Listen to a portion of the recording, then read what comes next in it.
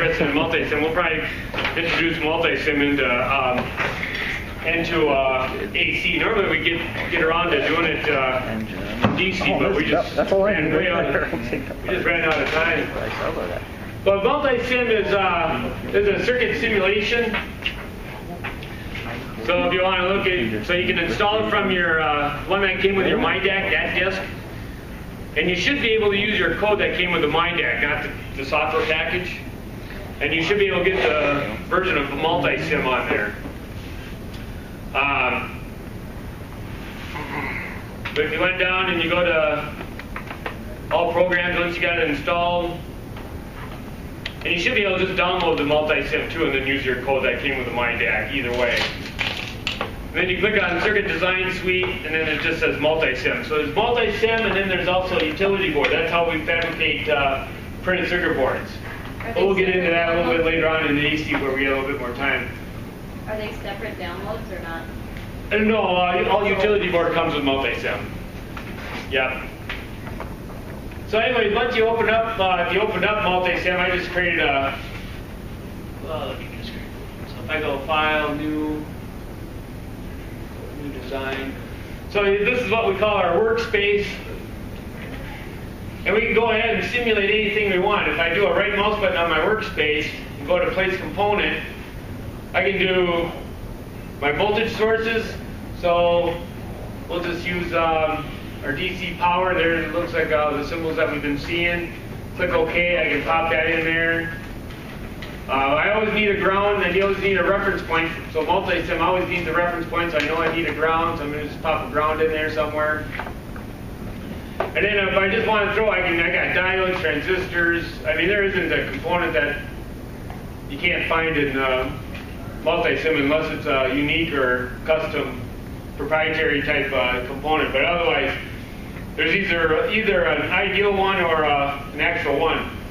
So if I just go down to basic and go down to resistors, and I can type in whatever I want. If I just want to put in a 1K, I can just go ahead and put 1K. It recognizes the metric prefix.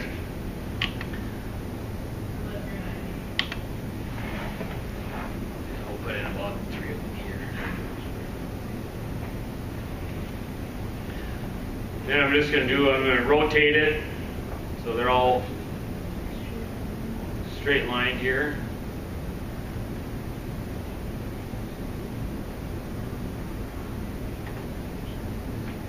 Then to wire it, all I'm going to do is I'm just going to bring my cursor over right to the top of my power supply.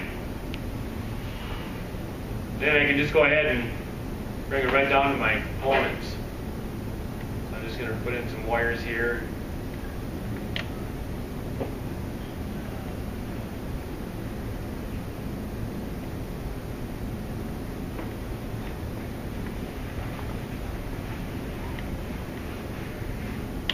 R1 over. You're a posse back there. Yeah, no kidding. Relax. Tell me.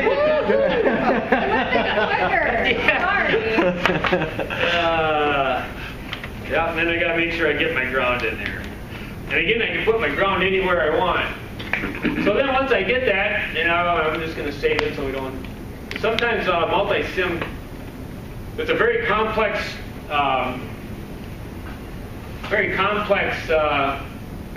software, and it does have its faults, and it will crash, and you'll lose everything that you spent hours on designing and stuff. So once I get that and stuff, then I can go ahead and I can simulate it. So then I can click on my run button up here. I just went up here and I clicked on run, and I'm going to take 12 volts and I'm going to divide it across my voltage divider. And then I can go ahead and I can use what, I can either put in meters, I can put in current meters or anything like that, but I also can just use my measurement probe. And it's like verifying your test point. Then I just bring it up here, now it tells me I got 12 volts at that point. If I come down, then I should, what should I measure for voltage at this point? 8 volts. 8 volts. So if I bring it over, look at that. Bob wins the prize. Then I get 4 volts. Okay? So then if I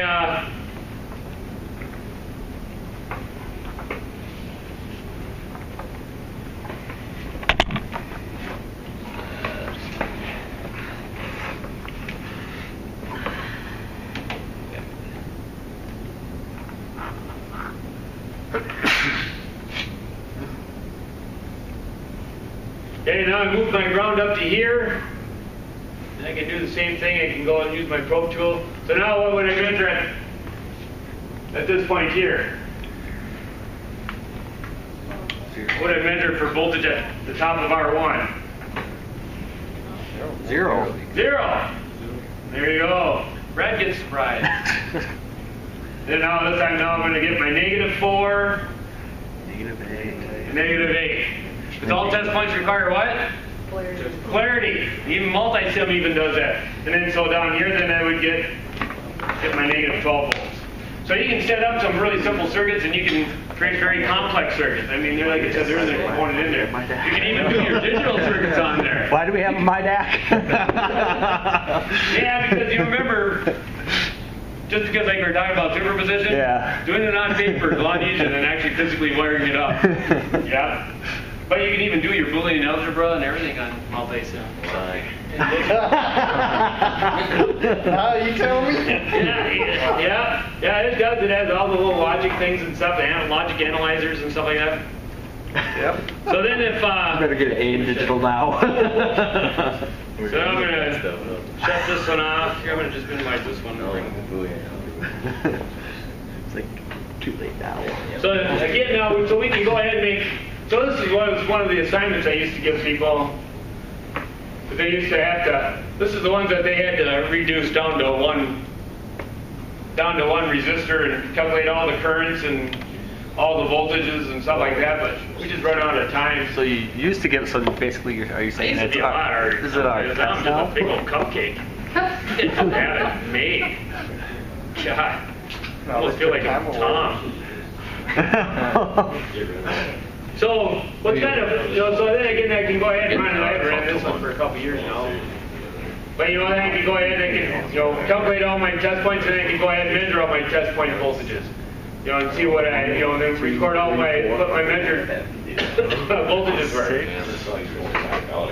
Well, there's a little, so let's just see if we can get one to happen just right. So we know that test point B is 17.6 volts on test point B.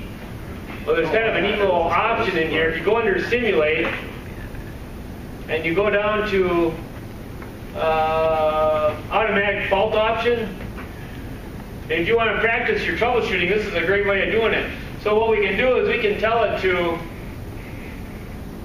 we can have it so that it can, we can have it so that it puts in a short somewhere, and we don't know where it's at. We can have it put in an open, or we can put in a lead. So let's just put in a short somewhere. So we'll just tell it to put in one short somewhere, and then say OK.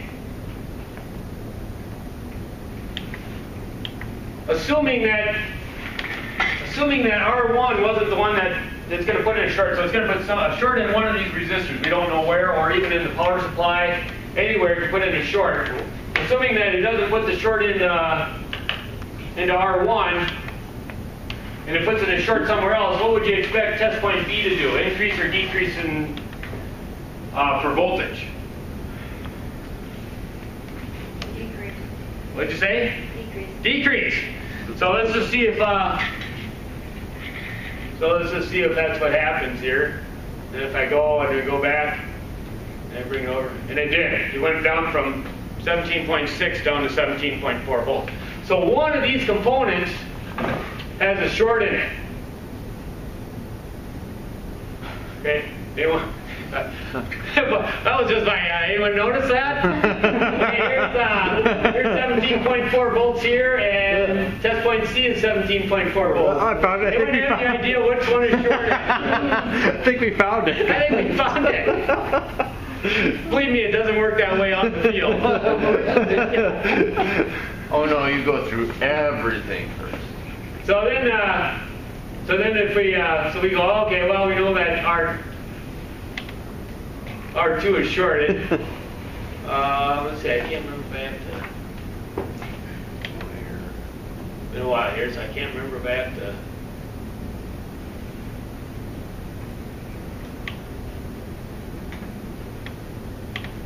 And there it is.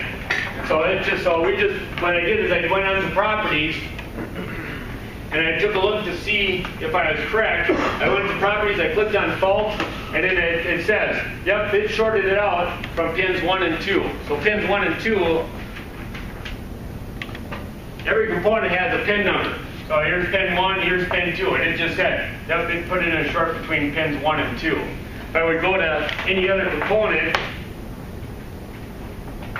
so if I go to R5 and went to properties, click on fault, you can see there was none there. Oh, okay. So that's something kind of fun with if you want to kind of play around with it and stuff like that. But you can go ahead and have it throw in a fault somewhere and see if you can find it by knowing what your test point voltages are. Seeing if did they increase, decrease, or stay the same. So kind of a fun little circuit if you're looking for something to do at night. So yeah, Multisim's kind of cool. We'll try getting into it during the AC. We'll kind of see if we can get used to playing around with it. But we got to find out. We'll have Bob, our guinea pig, see if we can get our Multisim serial number to work with the MyDAC serial number. We'll see if we can get that working. If we can, then everyone should have Multisim. We don't want to have it expire in 30 days because then that'd be about the time that we're going to try using it.